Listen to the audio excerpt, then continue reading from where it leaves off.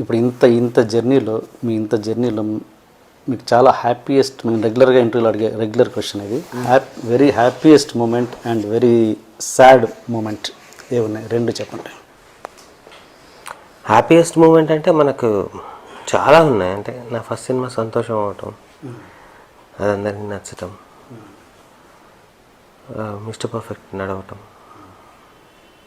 నాకు పిల్లలు పుట్టడం, మా ఇద్దరు కూతుళ్ళు రావటం, ఇవన్నీ all these are best moments in my life.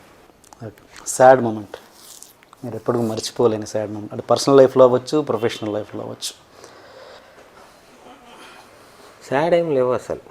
I wish మా పేరెంట్స్ ఉంటే బాగుండి అనిపిస్తుంది. బట్ సంతోషం ముందే చనిపోయారు మా నాన్న. కరెక్ట్, హార్ట్ అటాక్ అంతే, వెరీ న్యాచురల్ డెత్. అది కరెక్ట్ ఇంకొక 1 monthలో షూట్ స్టార్ట్ అవుద్దనగా అయింది. అది కొంచెం మాకు మదర్ అంటే చాలా చిన్నప్పుడే పోయారు. అరే ఆయన ఉంటే బాగుండింది అనిపించింది. అదొక్కటే చిన్న మిస్సింగ్. అంతే. ఇంత జర్నీలో మీకు ఎక్కడ ఇన్సల్ట్స్ కానీ, ఎక్కడ అవమానాలు కానీ ఎక్కడ జరగలేదా? ఏం జెన్యున్గా అయితే ఏం జరగలేదు నాకు.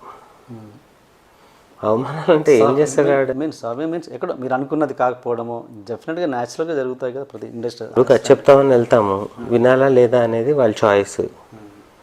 దాన్ని అవమానం అని అనుకుంటే అది మన ఫూలిష్నెస్. రెండోది ఏముంటుంది, ఈ కథ ఈ ప్రొడక్షన్ అనుకున్నప్పుడే ముందు కొన్ని మాట్లాడుకుంటాం, అవి జరగనప్పుడు కన్విన్స్ చేసుకుంటాం, కొన్నిసార్లు మనం కన్విన్స్ అవుతాం. అసలు పార్ట్ ఆఫ్ గేమే కదా. అంత అవమానాలు అట్లా అంటే అవమానాలు కాకపోతే సాడ్ థింగ్స్ ఏవో ఉంటాయి, ఒకటో రెండో. సాడ్ ఏం లేదంటే కొన్ని కన్ఫ్యూజన్ ఫీలింగ్స్ వస్తూ ఉంటాయి. ఇప్పుడు సంబరం నేను అలా ఫ్లాప్ అవుతుందని అనుకోలే.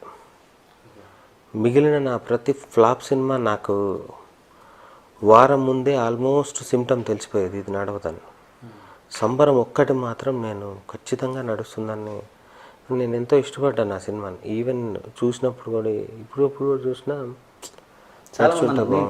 చాలా మంది బాగుందనే రిపోర్ట్ ఉంది, చాలా మంది. అది ఎందుకు నడవలేదు అనేది ఒక $1 million క్వశ్చన్ నాకు. అంతే. పోన్ ఇప్పుడు second half could be better అని అనిపిస్తుంది. బట్ ఇప్పుడు నేను బెటర్ అనుకున్నది చేస్తే మళ్ళీ నడుస్తుంది అనేది కూడా గ్యారంటీ లేదు కదా.